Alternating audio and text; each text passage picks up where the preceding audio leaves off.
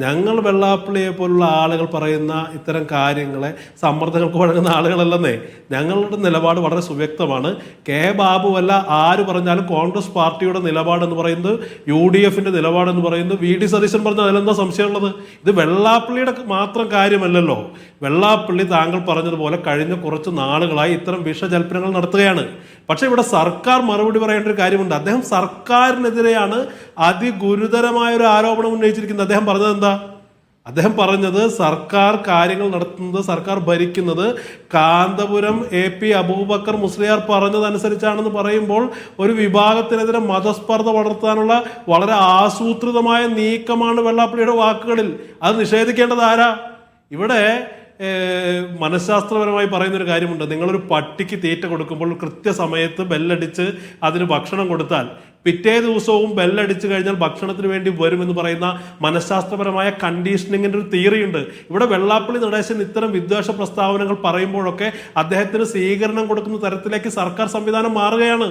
സർക്കാരിൻ്റെ 4 മന്ത്രിമാർ, ഇപ്പോൾ കാന്തപുരം AP അബൂബക്കർ മുസ്ലിയാരെ സംബന്ധിച്ച് അദ്ദേഹം 90 വയസ്സ് കഴിഞ്ഞ വയോധികനായ ഒരു മനുഷ്യൻ.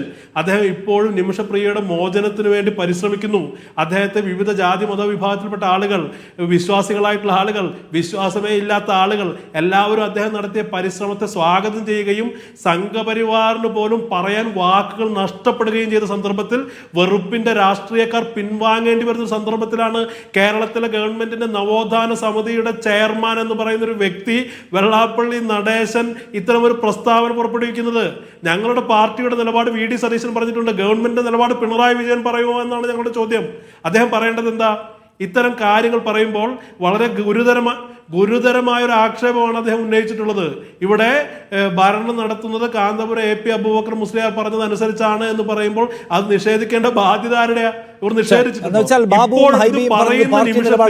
കേരളത്തിന്റെ നവോത്ഥാന പാരമ്പര്യത്തെയൊക്കെ പിന്നടത്തുന്ന, കേരളത്തെ ഇരുണ്ട യുഗത്തിലേക്ക് നയിക്കുന്ന ഒരു മനുഷ്യനെ നവോത്ഥാന സമിതിയുടെ ചെയർമാൻ മാറ്റാൻ തയ്യാറുണ്ടോ എന്നുള്ളതാണ് പ്രസക്തമായ ചോദ്യം.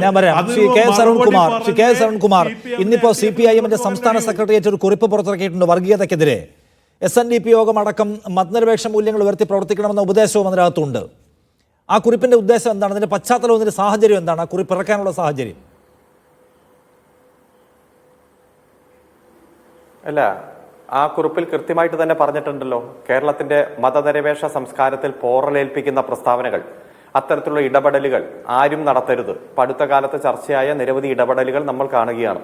അതുകൊണ്ട് തന്നെ അത്തരത്തിലുള്ള ഇടപെടലുകൾ ജനം തള്ളിക്കളയണം.